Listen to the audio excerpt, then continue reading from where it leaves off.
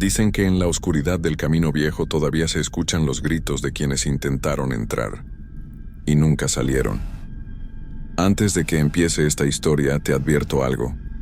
Lo que estás por escuchar ocurrió realmente en un pequeño pueblo de México, y aún hoy hay quienes juran que la maldición sigue viva. Suscríbete ahora y quédate hasta el final, porque lo que sucede al final de esta historia no tiene explicación humana.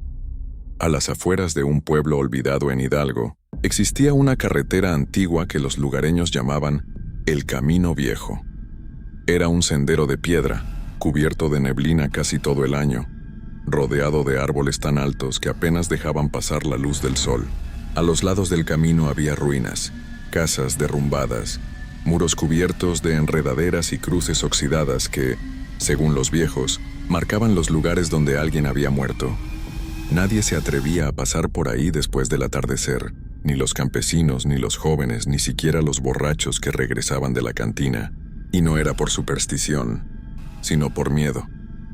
Porque en medio de aquel camino, justo donde la neblina se volvía tan espesa que parecía respirar, estaba una casa vieja, abandonada desde hacía más de 40 años. Una casa que los ancianos llamaban la Casa del Camino Viejo. Contaban que quien cruzaba el umbral escuchaba una voz que lo llamaba por su nombre, y que si respondía, jamás volvía a salir.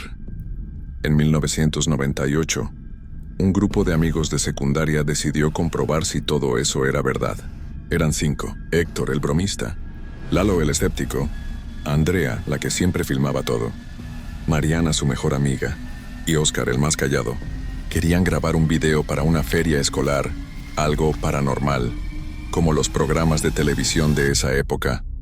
El plan era simple: entrar, grabar unos minutos dentro de la casa y salir antes de medianoche. Pero nadie les había dicho que la casa los estaba esperando. Caminaron durante casi media hora por el camino viejo, entre risas nerviosas y linternas temblorosas. El silencio del bosque era tan espeso que incluso sus pasos parecían apagarse. Cuando la casa apareció entre la neblina, todos se quedaron inmóviles. Era una estructura de 2 pisos, con las ventanas rotas y la puerta principal entreabierta. Una puerta negra, cubierta de símbolos grabados que parecían hechos con cuchillo. Andrea con su cámara grabó mientras decía: «Ya estamos aquí. Si de verdad hay algo que se manifieste». El viento sopló con fuerza y la puerta se abrió sola. Lalo rió, intentando romper la tensión. Fue el aire, nada más.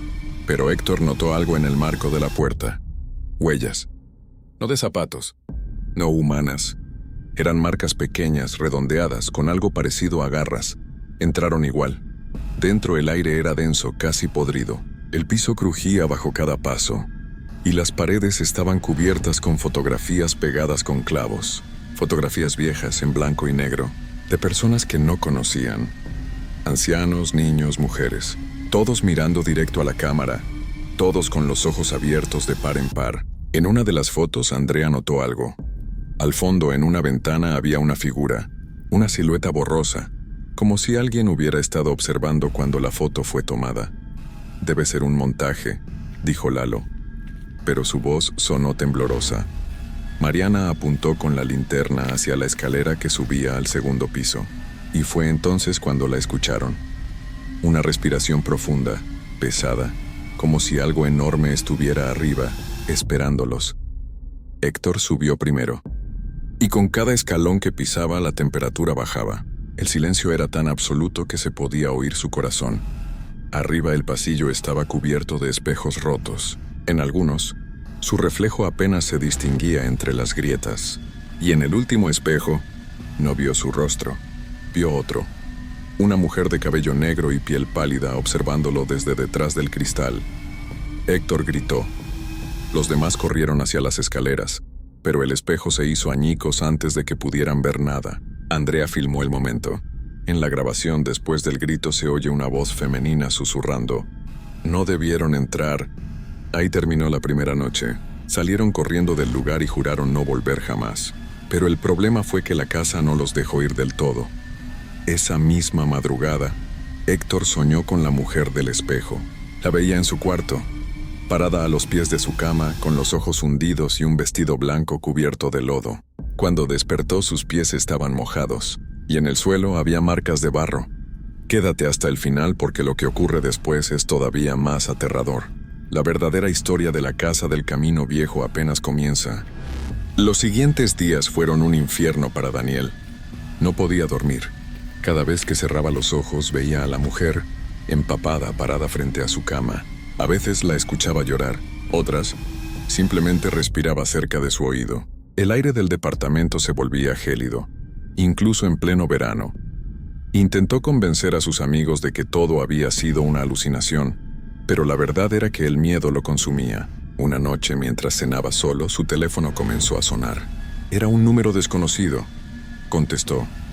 Del otro lado, una voz femenina, temblorosa, dijo: «¿Por qué no me ayudaste?». Daniel dejó caer el celular. La voz era la misma que escuchó aquella noche en la carretera. Desde entonces, su vida comenzó a desmoronarse. Su auto, que había dejado en el taller, fue encontrado destruido, como si hubiera sufrido un accidente grave, pero no había rastro de otro vehículo. Los mecánicos juraron que parecía haber sido arrastrado por algo gigantesco. Daniel decidió regresar al kilómetro 31, decidido a encontrar una explicación. Llevó consigo una cámara y una linterna. Mientras avanzaba por el camino, la niebla se hizo espesa, cubriendo el mundo en un velo de muerte. A mitad del recorrido, su linterna comenzó a parpadear, y entonces la vio, una figura femenina parada justo en el borde del camino. Llevaba el mismo vestido blanco, su cabello chorreando agua negra, pero esta vez podía ver su rostro. Estaba hinchado, con los labios morados y los ojos vacíos. Daniel retrocedió, pero la mujer habló. «No era mi culpa. Él no debía dejarme aquí». La tierra tembló. Del suelo brotó agua oscura, como si el asfalto respirara. De repente, un auto fantasma emergió de entre la niebla, estrellándose contra un árbol invisible. Daniel gritó, pero nadie lo escuchó. La cámara que llevaba grabó todo, y semanas después, la policía encontró su vehículo vacío, abandonado en la orilla del kilómetro 31. Nunca hallaron su cuerpo.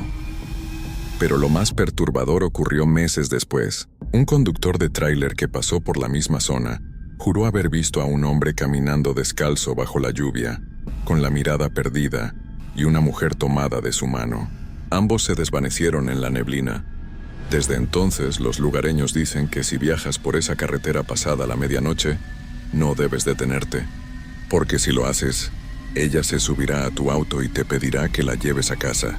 Pero su casa ya no existe, solo el río que la reclama una y otra vez. ¿Te atreverías a conducir por el kilómetro 31 a medianoche?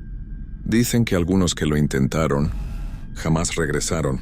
Si quieres conocer más historias reales de terror mexicano, suscríbete a El Último Grito y quédate para el próximo relato, porque el siguiente es todavía más perturbador.